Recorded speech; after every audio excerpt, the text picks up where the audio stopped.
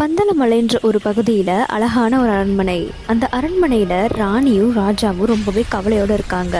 அவங்களுக்கு கல்யாணமாகி ரொம்ப நாள் ஆகியும் குழந்தை இல்லாமல் இருந்திருக்கு. புது மன்னன் வேட்டையாக காட்டுக்கு போகும்போது அவருக்கு ஒளி வீசுற மாதிரி ஒரு குழந்தை கண்ணுக்கு தென்பட்டிருக்கு. துறவியின் ஆலோசனைப்படி மன்னன் அவரை தத்தெடுக்கிறாரு.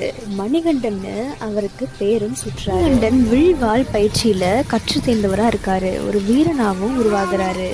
மணிகண்டனை அந்த நாட்டோட அரசனா முடிசூட்ட முடிவு பண்றாரு. ராணிக்கோ இது சுத்தமா பிடிக்கல. தத்தெடுத்த மகனை எப்படி நீங்க அரசனாக்கலாம்னு கோவப்படுறாங்க. ராணி நோய்வாய்ப்பட்டது போல் நடித்து தனக்கு புலிப்பால் வேணும்னு சொல்லி மணிகண்டனை காட்டுக்கு அனுப்புறாங்க. மணிகண்டனை புலியோட போராடி வெற்றி பெற்று புலி ஒரு அசுர அரக்கியா மாறிருக்கு. அந்த மகரிஷின்ற அரக்கியையும் கொன்று புலி மேலே ஏறி வீட்டு திரும்புறாரு. மக்கள் எல்லாருமே அவர் ஒரு தெய்வ அம்சமா பார்க்க ஆரம்பிக்கிறாங்க. மணிகண்டன் ஒரு வில்லை ஒரு மலையை நோக்கி எறிகிறாரு. அந்த மலை தான் சபரிமலையா உருவாகுது. இந்த கோவில் தான் சபரிமலை ஐயப்பன் கோவில்.